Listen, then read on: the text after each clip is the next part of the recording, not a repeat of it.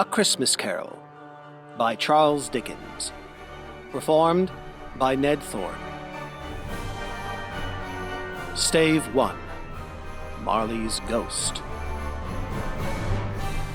Marley was dead, to begin with. There is no doubt whatever about that. The register of his burial was signed by the clergyman, the clerk, the undertaker, and the chief mourner. Scrooge signed it, and Scrooge's name was good upon change for anything he chose to put his hand to. Old Marley was dead as a doornail. Mind, I don't mean to say that I know of my own knowledge what there is particularly dead about a doornail. I might have been inclined myself to regard a coffin-nail as the deadest piece of ironmongery in the trade, but the wisdom of our ancestors is in the simile, and my unhallowed hands shall not disturb it, or the country's done for. You will therefore permit me to repeat emphatically that Marley was dead as a doornail. Scrooge knew he was dead? Of course he did. How could it be otherwise? Scrooge and he were partners for I don't know how many years. Scrooge was his sole executor, his sole administrator, his sole assign, his sole residuary legatee, his sole friend, and sole mourner. And yet even Scrooge was not so dreadfully cut up by the sad event, but that he was an excellent man of business on the very day of the funeral, and solemnized it with an undoubted bargain. The mention of Marley's funeral brings me back to the point I started from. There is no doubt that Marley was dead. This must be distinctly understood, or nothing wonderful can come of the story I am going to relate. If we were not perfectly convinced that Hamlet's father died before the play began, there would be nothing more remarkable in his taking a stroll at night in an easterly wind upon his own ramparts than there would be in any other middle-aged gentleman rashly turning out after dark in a breezy spot, say St. Paul's churchyard, for instance, literally to astonish his son's weak mind. Scrooge never even painted out old Marley's name. There it stood, years afterwards, above the warehouse door. Scrooge and Marley. The firm was known as Scrooge and Marley. Sometimes people new to the business called Scrooge Scrooge, and sometimes Marley, but he answered to both names. It was all the same to him. Oh, but he was a tight-fisted hand at the grindstone, Scrooge. A squeezing, wrenching, grasping, scraping, clutching, covetous old sinner, hard and sharp as flint, from which no steel had ever struck out generous fire, secret and self-contained, and solitary as an oyster. The cold within him froze his old features, nipped his pointed nose, shriveled his cheek, stiffened his gait, made his eyes red, his thin lips blue, and spoke out shrewdly in his grating voice. A frosty rime was on his head, and on his eyebrows, and his wiry chin. He carried his own low temperature always about with him. He iced his office in the dog days, and didn't thaw it 1 degree at Christmas. Nobody ever stopped him in the street to say, with gladsome looks, "My dear Scrooge, how are you? When will you come to see me?" No beggars implored him to bestow a trifle. No children asked him what it was o'clock. No man or woman ever once in all his life inquired the way to such and such a place of Scrooge. Even the blind men's dogs appeared to know him, and when they saw him coming on, would tug their owners into doorways and up courts, and would then wag their tails as though they said, "No eye at all is better than an evil eye, dark master." But what did Scrooge care? It was the very thing he liked. To edge his way along the crowded paths of life, warning all human sympathy to keep its distance, was what the knowing ones call nuts to Scrooge. Once upon a time, of all the good days in the year, on Christmas Eve, old Scrooge sat busy in his counting-house. It was cold, bleak, biting weather, foggy withal, and he could hear the people in the court outside go wheezing up and down, beating their hands upon their breasts and stamping their feet upon the pavement stones to warm them. The city clocks had only just gone 3, but it was quite dark already. It had not been light all day, and candles were flaring in the windows of the neighbouring offices like ruddy smears upon the palpable brown air. The fog came pouring in at every chink and keyhole, and was so dense without that, although the court was of the narrowest, the houses opposite were mere phantoms. To see the dingy cloud come drooping down, obscuring everything, one might have thought that nature lived hard by, and was brewing on a large scale. The door of Scrooge's counting-house was open, that he might keep his eye upon his clerk, who in a dismal little cell beyond, a sort of tank, was copying letters. Scrooge had a very small fire, but the clerk's fire was so very much smaller that it looked like one coal.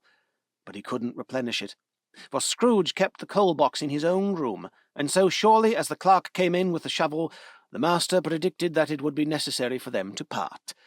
Wherefore the clerk put on his white comforter and tried to warm himself at the candle, in which effort, not being a man of strong imagination, he failed. "A Merry Christmas, Uncle! God save you!"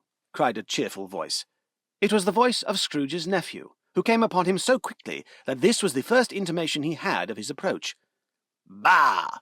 said Scrooge. "Humbug!" He had so heated himself with rapid walking in the fog and frost, this nephew of Scrooge's, that he was all in a glow. His face was ruddy and handsome, his eyes sparkled, and his breath smoked again.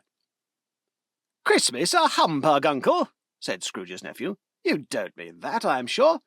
"I do," said Scrooge. "Merry Christmas! What right have you to be merry?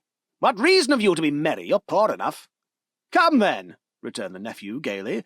"What right have you to be dismal? What reason have you to be remorse? You're rich enough." Scrooge, having no better answer ready on the spur of the moment, said, "Bah!" again, and followed it up with, "Humbug!" "Don't be cross, Uncle," said the nephew. "What else can I be," returned the uncle, "when I live in such a world of fools as this? Merry Christmas! Out upon Merry Christmas! What's Christmas time to you but a time for paying bills without money? A time for finding yourself a year older but not an hour richer, a time for balancing your books and having every item in 'em through a round dozen of months presented dead against you. If I could work my will," said Scrooge indignantly, "every idiot who goes about with Merry Christmas on his lips should be boiled with his own pudding, and buried with a stake of holly through his heart. He should." "Uncle!" pleaded the nephew. "Nephew!" returned the uncle sternly. "Keep Christmas in your own way, and let me keep it in mine." "Keep it?" repeated Scrooge's nephew.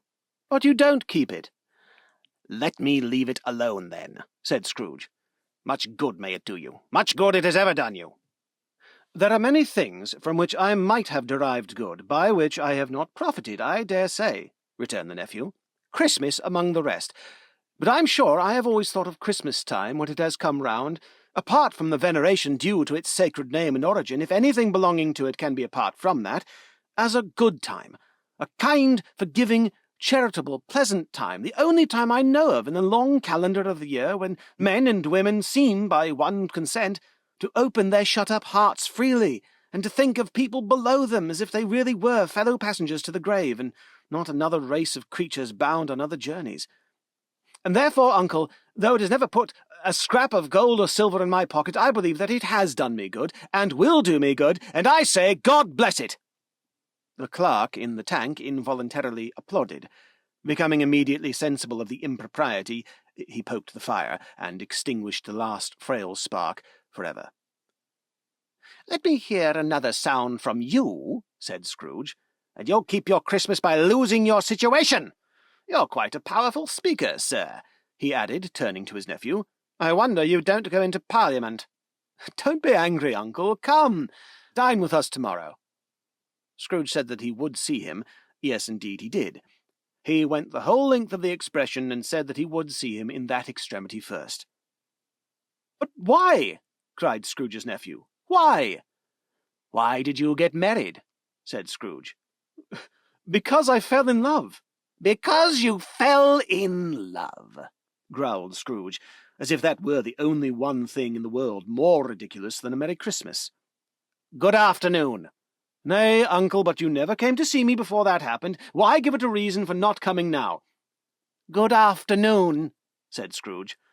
"I am sorry with all my heart to find you so resolute. We never had any quarrel to which I've been a party, but I've made the trial in homage to Christmas, and I'll keep my Christmas humour to the last. So, a Merry Christmas, Uncle." "Good afternoon," said Scrooge. "And a Happy New Year." "Good afternoon," said Scrooge. His nephew left the room without an angry word notwithstanding. He stopped at the outer door to bestow the greetings of the season on the clerk, who, cold as he was warmer than Scrooge, for he returned them cordially. "There's another fellow," muttered Scrooge, who overheard him. "My clerk, with 15 shillings a week and a wife and family, talking about a Merry Christmas. I'll retire to Bedlam." This lunatic, in letting Scrooge's nephew out, had let 2 other people in. They were portly gentlemen, pleasant to behold, and now stood with their hats off in Scrooge's office. They had books and papers in their hands, and bowed to him. "Scrooge and Marley's, I believe," said one of the gentlemen, referring to his list.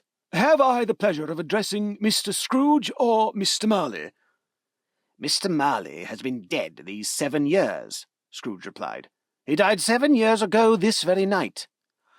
"We have no doubt his liberality is well represented by his surviving partner," said the gentleman, presenting his credentials. It certainly was, for they had been 2 kindred spirits. At the ominous word liberality, Scrooge frowned and shook his head, and handed the credentials back. "At this festive season of the year, Mr. Scrooge," said the gentleman, taking up a pen, "it is more than usually desirable that we should make some slight provision for the poor and destitute, who suffer greatly at the present time. Many thousands are in want of common necessaries. Hundreds of thousands are in want of common comforts, sir." "Are there no prisons?" asked Scrooge. "Plenty of prisons," said the gentleman, laying down the pen again. "And the union workhouses?" demanded Scrooge. "Are they still in operation?" "They are, still," returned the gentleman. "I wish I could say they were not." "The treadmill and the poor-law are in full vigour, then?" said Scrooge. "Both very busy, sir." "Oh, I was afraid from what you said at first that something had occurred to stop them in their useful course," said Scrooge. "I'm very glad to hear it." "Under the impression that they scarcely furnish Christian cheer of mind or body to the multitude," returned the gentleman, "a few of us are endeavouring to raise a fund to buy the poor some meat and drink and means of warmth. We choose this time because it is a time of all others when want is keenly felt, and abundance rejoices. What shall I put you down for?" "Nothing," Scrooge replied. "You wish to be anonymous?" "I wish to be left alone," said Scrooge. "Since you ask me what I wish, gentlemen, this is my answer. I don't make merry myself at Christmas, and I can't afford to make idle people merry. I help to support the establishments I have mentioned. They cost enough, and those who are badly off must go there." "Many can't go there, and many would rather die." "If they would rather die," said Scrooge, "they had better do it, and decrease the surplus population. Besides, excuse me, I don't know that." "But you might know it," observed the gentleman. "It's not my business," Scrooge returned. "It's enough for a man to understand his own business and not to interfere with other people's. Mine occupies me constantly. Good afternoon, gentlemen." Seeing clearly that it would be useless to pursue their point, the gentlemen withdrew. Scrooge resumed his labours with an improved opinion of himself, and in a more facetious temper than was usual with him. Meanwhile, the fog and darkness thickened, so that people ran about with flaring links, proffering their services to go before horses and carriages and conduct them on their way. The ancient tower of a church, whose gruff old bell was always peeping slyly down at Scrooge out of a Gothic window in the wall, became invisible, and struck the hours and quarters in the clouds, with tremulous vibrations afterwards, as if its teeth were chattering in its frozen head up there. The cold became intense. In the main street, at the corner of the court, some labourers were repairing the gas-pipes, and had lighted a great fire in a brazier, round which a party of ragged men and boys were gathered, warming their hands and winking their eyes before the blaze in rapture.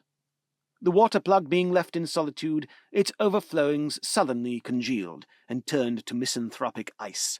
The brightness of the shops, where holly springs and berries crackled in the lamp heat of the windows, made pale faces ruddy as they passed. Poulterers' and grocers' trades became a splendid joke, a glorious pageant, with which it was next to impossible to believe that such dull principles as bargain and sale had anything to do.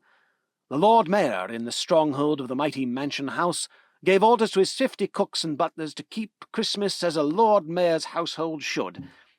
as a Lord Mayor's household should, and even the little tailor, whom he had fined 5 shillings on the previous Monday for being drunk and bloodthirsty in the streets, stirred up tomorrow's pudding in his garret, while his lean wife and baby sallied out to buy the beef. Foggier yet, and colder. Piercing, searching, biting cold. If the good St. Dunstan had but nipped the evil spirit's nose with a touch of weather such as that, instead of using his familiar weapons, then indeed he would have roared to lusty purpose. The owner of one scant young nose, gnawed and mumbled by the hungry cold as bones are gnawed by dogs, stooped down at Scrooge's keyhole to regale him with a Christmas carol. But at the first sound of "God bless you, merry gentlemen, may nothing you dismay," Scrooge seized the ruler with such energy of action that the singer fled in terror, leaving the keyhole to the fog and even more congenial frost. At length the hour of shutting up the counting-house arrived. With an ill will, Scrooge dismounted from his stool, and tacitly admitted the fact to the expectant clerk in the tank, who instantly snuffed his candle out and put on his hat. "You'll want all day tomorrow, I suppose," said Scrooge. "If quite convenient, sir." "It's not convenient," said Scrooge. "And it's not fair. If I was to stop a half-crown for it, you'd think yourself ill-used, I'll be bound." The clerk smiled faintly. "And yet," said Scrooge, "you don't think me ill-used when I pay a day's wages for no work?" The clerk observed that it was only once a year. "A poor excuse for picking a man's pocket every 25th of December," said Scrooge, buttoning his greatcoat to the chin. "But I suppose you must have the whole day. Be here all the earlier the next morning." The clerk promised that he would, and Scrooge walked out with a growl. The office was closed in a twinkling, and the clerk, with the long ends of his white comforter dangling below his waist, for he boasted no greatcoat, went down a slide on Cornhill at the end of a lane of boys 20 times in honour of its being Christmas Eve, and then ran home to Camden Town as hard as he could pelt to play at blind man's buff. Scrooge took his melancholy dinner in his usual melancholy tavern, and having read all the newspapers and beguiled the rest of the evening with his banker's book, went home to bed.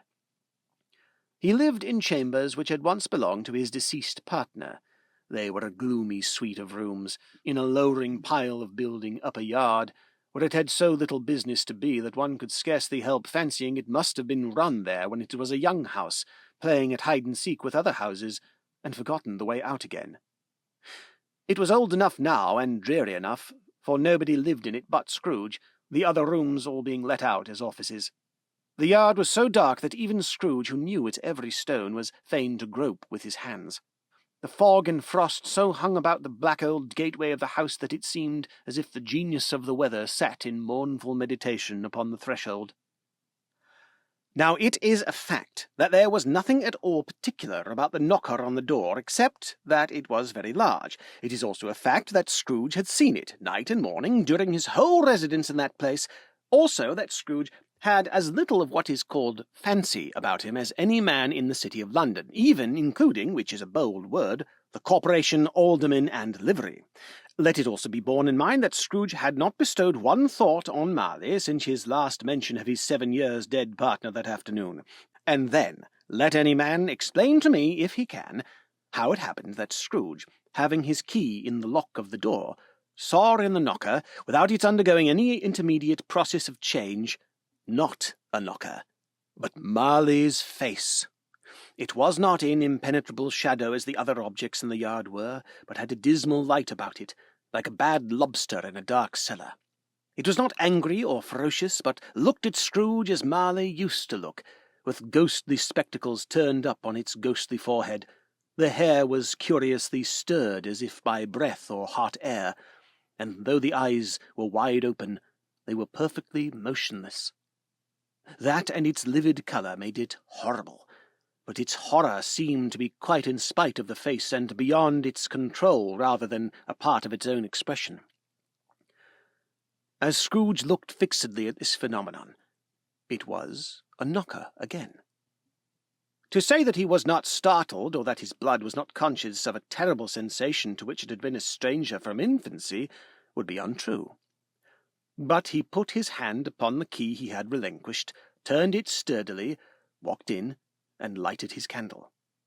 He did pause, with a moment's irresolution, before he shut the door, and he did look cautiously behind it first, as if he half expected to be terrified with the sight of Marley's pigtails sticking out into the hall.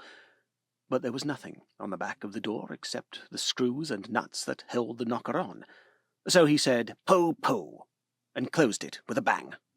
The sound resounded through the house like thunder. Every room above and every cask in the wine merchant's cellars below appeared to have a separate peal of echoes of its own. Scrooge was not a man to be frightened by echoes. He fastened the door and walked across the hall and up the stairs, slowly too, trimming his candle as he went. You may talk vaguely about driving a coach and six up a good old flight of stairs, or through a bad young Act of Parliament, but I mean to say you might have got a hearse up that staircase and taken it broadwise, with the splinter bar towards the wall and the door towards the balustrades, and done it easy. There was plenty of width for that, and room to spare, which is perhaps the reason why Scrooge thought he saw a locomotive hearse going on before him in the gloom.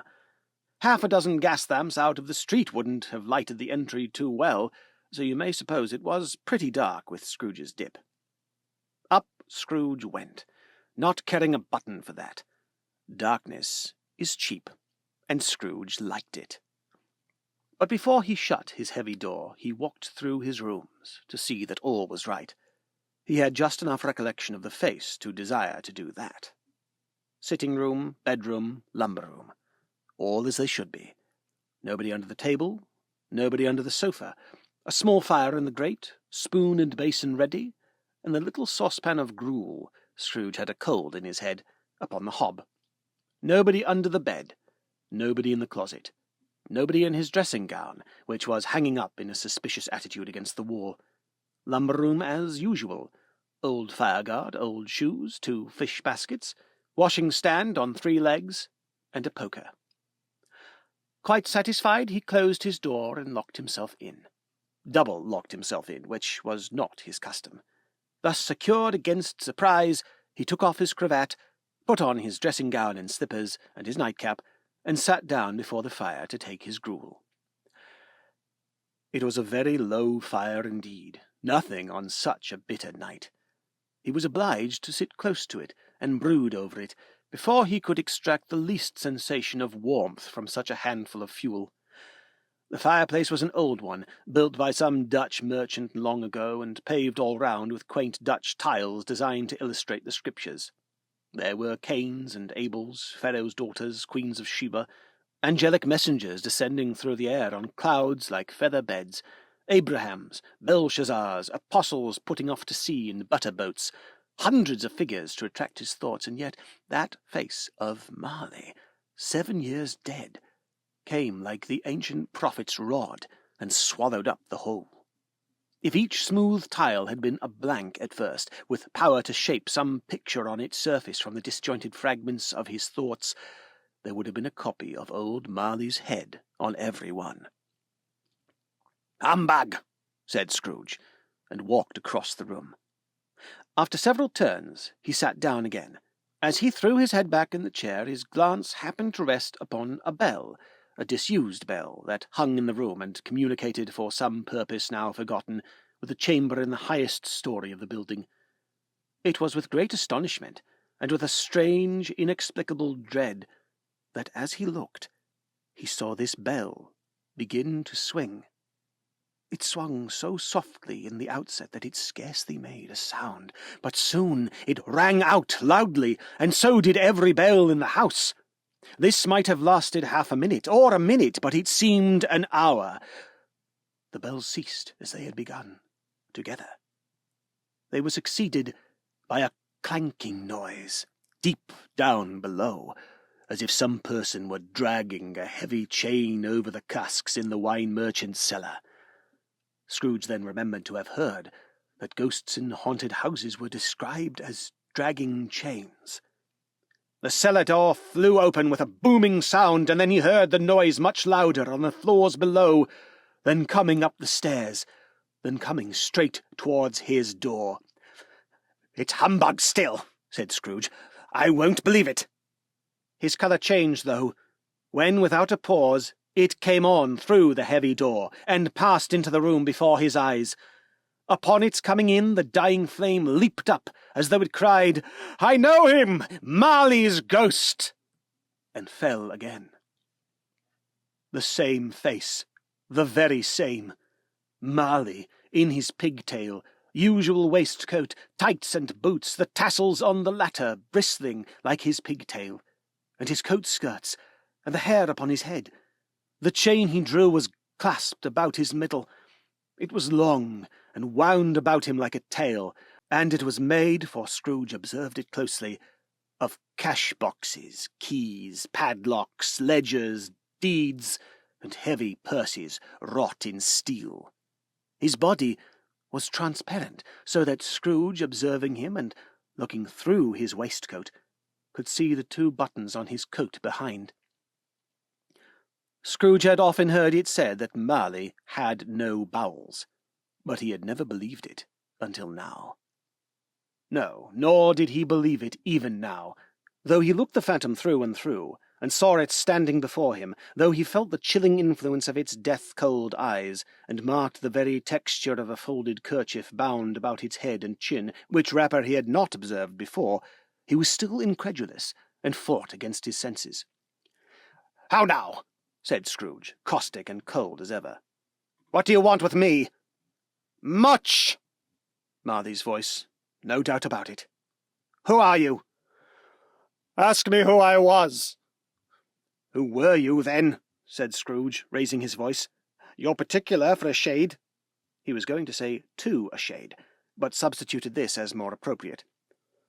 "In life, I was your partner, Jacob Marley." Can you sit down?" asked Scrooge, looking doubtfully at him. "I can." "Do it, then." Scrooge asked the question because he didn't know whether a ghost so transparent might find himself in a condition to take a chair, and felt that in the event of its being impossible it might involve the necessity of an embarrassing explanation. But the ghost sat down on the opposite side of the fireplace, as if he were quite used to it. "You don't believe in me," observed the ghost. "I don't," said Scrooge. "What evidence would you have of my reality beyond that of your senses?" "I don't know," said Scrooge. "Why do you doubt your senses?"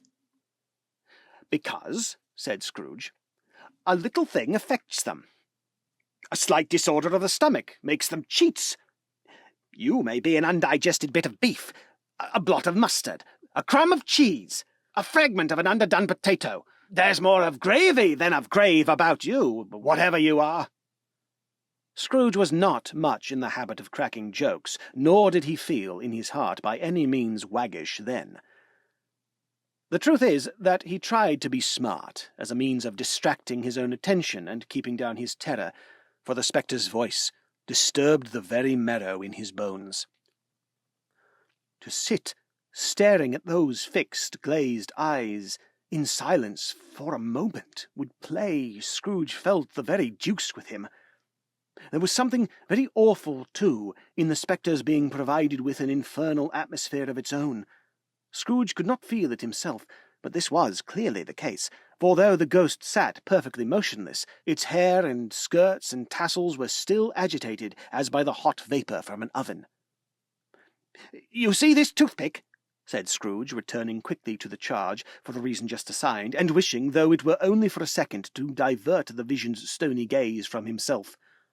"I do," replied the ghost. "You are not looking at it," said Scrooge. "But I see it," said the ghost, "notwithstanding." "Well," returned Scrooge, "I have but to swallow this, and be for the rest of my days persecuted by a legion of goblins, all of my own creation. Humbug, I tell you, humbug!" At this the spirit raised a frightful cry, and shook its chain with such a disming and appalling noise that Scrooge held on tight to his chair to save himself from falling in a swoon. But how much greater was his horror when the phantom, taking off the bandage round its head, as if it were too warm to wear indoors, Its lower jaw dropped down upon its breast. Scrooge fell upon his knees and clasped his hands before his face. "Mercy!" he said. "Dreadful apparition, why do you trouble me?" "Man of the worldly mind," replied the ghost, "do you believe in me or not?" "I do," said Scrooge. "I must. But why do spirits walk the earth, and why do they come to me?" "It is required of every man," the ghost returned, "that the spirit within him should walk abroad among his fellow men, and travel far and wide, and if that spirit goes not forth in life, it is condemned to do so after death. It is doomed to wander through the world. Oh, woe is me!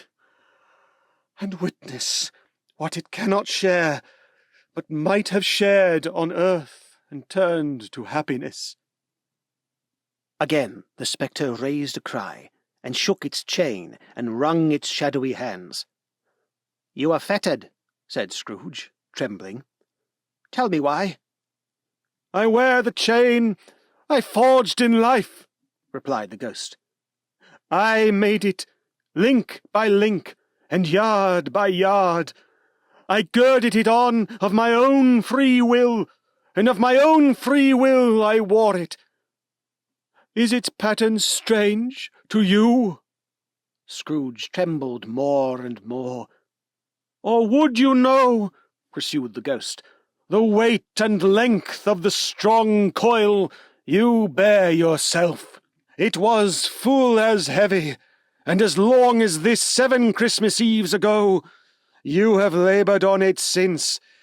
It is a ponderous chain." Scrooge glanced about him on the floor in the expectation of finding himself surrounded by some 50 or 60 fathoms of iron cable, but he could see nothing. "Jacob," he said imploringly. "Old Jacob Marley, tell me more. Speak comfort to me, Jacob." "I have none to give," the ghost replied. "It comes from other regions, Ebenezer Scrooge, and is conveyed by other ministers to other kinds of men. Nor can I tell you what I would. A very little more is all permitted to me. I cannot rest, I cannot stay, I cannot linger anywhere. My spirit never walked beyond our counting-house. Mark me! In life, my spirit never roved beyond the narrow limits of our money-changing hole, and weary journeys lie before me." It was a habit with Scrooge, whenever he became thoughtful, to put his hands in his breeches pockets. Pondering on what the ghost had said, he did so now, but without lifting up his eyes or getting off his knees. "You must have been very slow about it, Jacob," Scrooge observed in a business-like manner, though with humility and deference. "Slow!" the ghost repeated. 7 years dead?" mused Scrooge. "And travelling all the time?" "The whole time," said the ghost. "No rest, no peace, incessant torture of remorse." "You travel fast?" said Scrooge. "On the wings of the wind," replied the ghost. "You might have got over a great quantity of ground in 7 years," said Scrooge. The ghost, on hearing this, set up another cry, and clanked its chain so hideously in the dead silence of the night that the ward would have been justified in indicting it for a nuisance. "Oh, captive, bound and double-ironed!" cried the phantom. "Not to know that ages of incessant labour by immortal creatures for this earth must pass into eternity before the good of which it is susceptible is all developed. Not to know that any Christian spirit, working kindly in its little sphere, whatever it may be, will find its mortal life too short for its vast means of usefulness. Not to know that no space of regret can make amends for one life's opportunity misused. Yet such was I. Oh, such was I." "But you were always a good man of business, Jacob," faltered Scrooge, who now began to apply this to himself. "Business!" cried the ghost, wringing its hands again. Mankind was my business. The common welfare was my business. Charity, mercy, forbearance, and benevolence were all my business. The dealings of my trade were but a drop of water in the comprehensive ocean of my business. It held up its chain at arm's length, as if that were the cause of all its unavailing grief, and flung it heavily upon the ground again. At this time of the rolling year, the spectre said, I suffer most. Why did I walk through crowds of fellow beings with my eyes turned down, and never raise them to that blessed star which led the wise men to a poor abode? Were there no poor homes to which its light would have conducted me? Scrooge was very much dismayed to hear the spectre going on at this rate, and began to quake exceedingly. Hear me, cried the ghost. My time is nearly gone. I will, said Scrooge, but don't be hard upon me. Don't be flowery, Jacob, pray. How is it that I appear before you in a shape that you can see? I may not tell. I have sat invisible beside you many and many a day. It was not an agreeable idea. Scrooge shivered, and wiped the perspiration from his brow. There is no light part of my penance, pursued the ghost. I am here tonight to warn you that you have yet a chance and a hope of escaping my fate, a chance and hope of my procuring Ebenezer. You were always a good friend to me, said Scrooge. Thank ye. You will be haunted, resumed the ghost, by 3 spirits. Scrooge's countenance fell almost as low as the ghost's had done. Is that the chance and hope you mentioned, Jacob? He demanded in a faltering voice. It is. I think I'd rather not, said Scrooge. Without their visits, said the ghost, you cannot hope to shun the path I tread. Expect the first tomorrow, when the bell tolls 1. Couldn't I take 'em all at once, and have it over, Jacob? Hinted Scrooge. Expect the second on the next night, at the same hour, the third upon the next night, when the last stroke of 12 has ceased to vibrate. Look to see me no more, and look that, for your own sake, you remember what is passed between us. When it had said these words, the spectre took its wrapper from the table and bound it round its head as before. Scrooge knew this by the smart sound its teeth made when the jaws were brought together by the bandage. He ventured to raise his eyes again, and found his supernatural visitor confronting him in an erect attitude, with its chain wound over and about its arm. The apparition walked backward from him, and at every step it took the window raised itself a little, so that when the spectre reached it, it was wide open. It beckoned Scrooge to approach, which he did. When they were within 2 paces of each other, Marley's ghost held up its hand, warning him to come no nearer. Scrooge stopped.